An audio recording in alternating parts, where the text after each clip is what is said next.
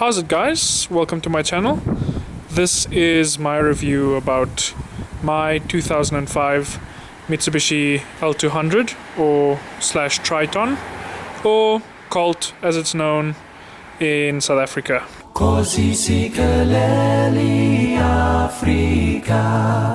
769, 800 and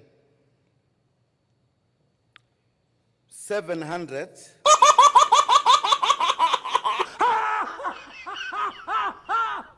So today I'm gonna show you a bit around the car, tell you some of the details about the car. Not that there's much to say.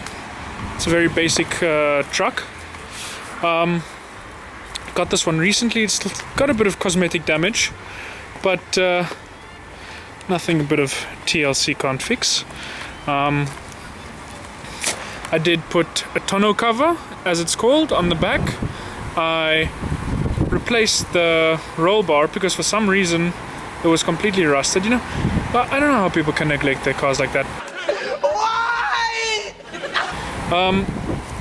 Got new sets of shoes. Beautiful. Love it. Continentals, World Contacts. Tried to get my hands on Firestone Destinations, but they were out. Tiger Wheel and Tire. Went to them, fitted Contis, which is quite alright. They're an okay AT tire, quite soft, German made, so you know, I guess they're alright.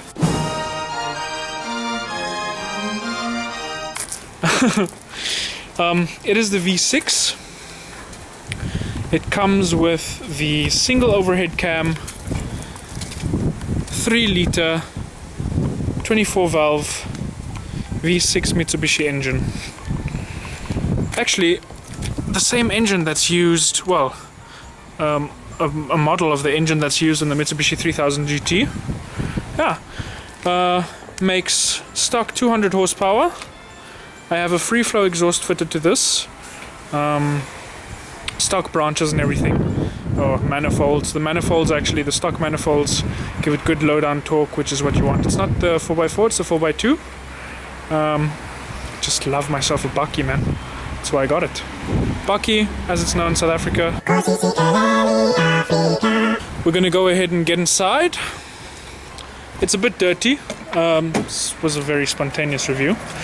I decided one afternoon, sitting at my computer, you need a hobby, go review cars. So here I am. The speedo shows up to 200 kilometers an hour. Very capable of reaching that, actually.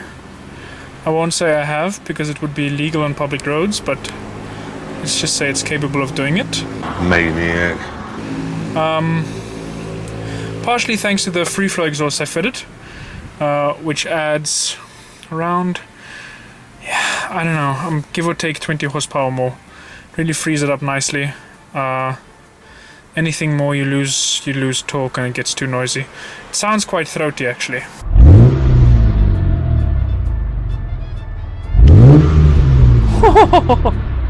This current model has got 168,000 kilometers on the clock. I fitted an aftermarket stereo. It's actually got, you know what, don't look at that. It's a total failure. It gets so hot in South Africa sometimes, or it gets so hot in this car, that the little plastic melts. So it keeps falling off, so I'm going to take it out eventually. It's a thermometer. Driving up to Swakopmund over December, we got about 52 degrees outside temperature in New Keetmanshoop, and I mean the aircon was on full blast and it was still pretty hot inside the car. And the aircon, you know, just got redone, so it's actually quite effective. I've got at the back here, I've installed speakers. It is a club cab.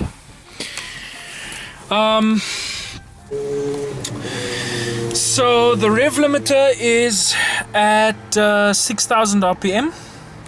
Hang on, there we go. 6,000 RPM. I actually haven't taken it to the rev limiter, but I hear it's at 6,000 and I don't really want to test it out, so I've taken it up to 6,000 and it hasn't bounced. So that's alright. To the inside features, it does come with a leather or faux leather steering wheel. It does not have airbags. Very basic.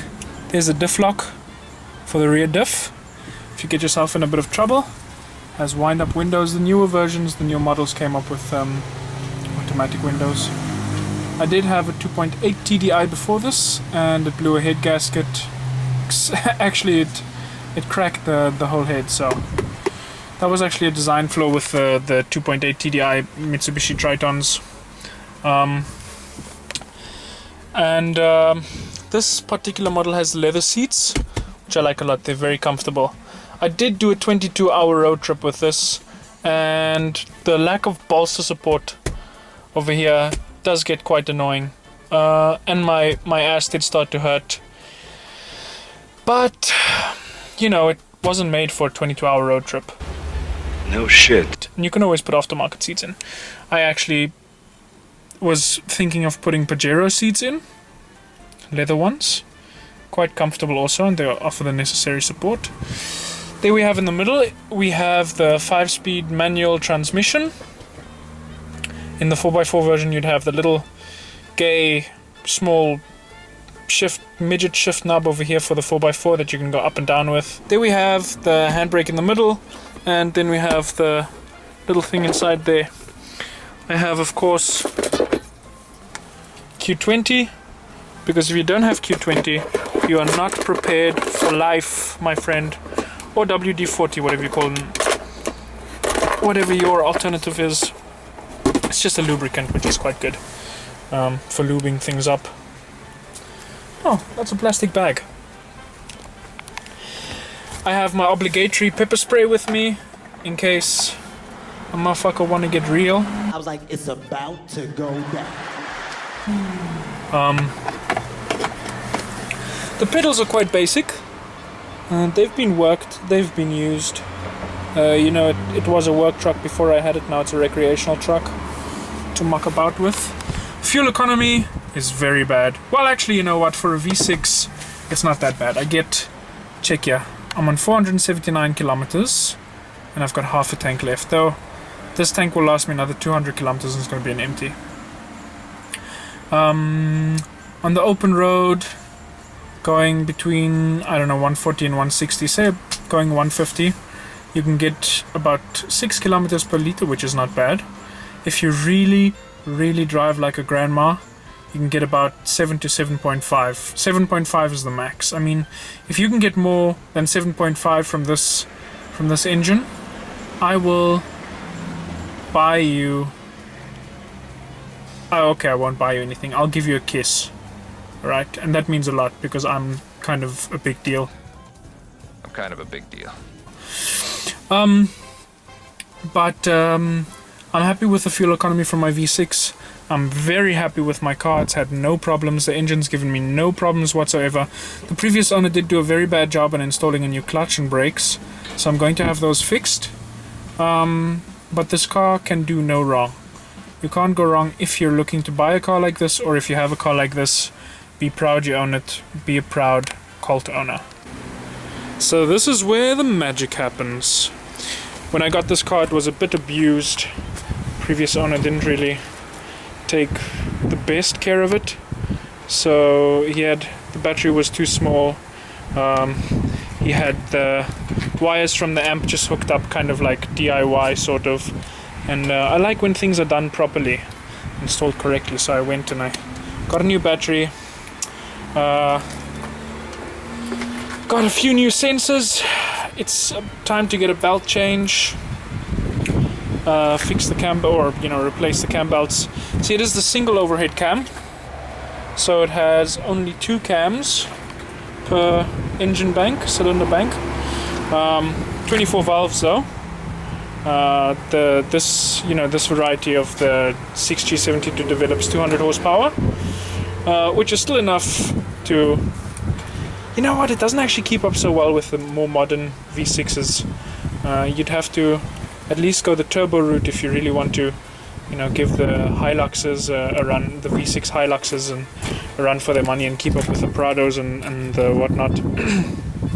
But I'm quite happy with the performance as it is. It's got good load on torque. It really pulls all the small cars away from the lights and stuff. The C200 Mercs, not the compressor ones, just the normal C200s, pulls on those. It actually even pulls on the diesel BMW D2 or 220D, whatever. 320D? I'm sorry, I'm not good with the BM models.